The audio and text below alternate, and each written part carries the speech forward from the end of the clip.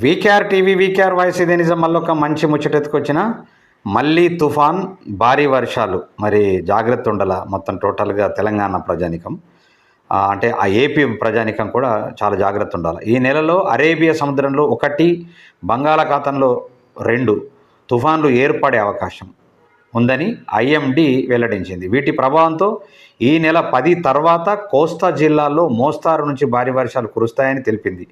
మరోవైపు బంగాళాఖాతంలో ఉపరితల ప్రవర్తన ప్రభావంతో రాబోయే 3 రోజులు రాష్ట్ర వ్యాప్తంగా మోస్తరు వానలు పడొచ్చని పేర్కొంది. ఇవాళ మన్యం, అల్లూరి, పల్నాడు జిల్లాల్లో మోస్తరు వర్షాలు కురిసే అవకాశం.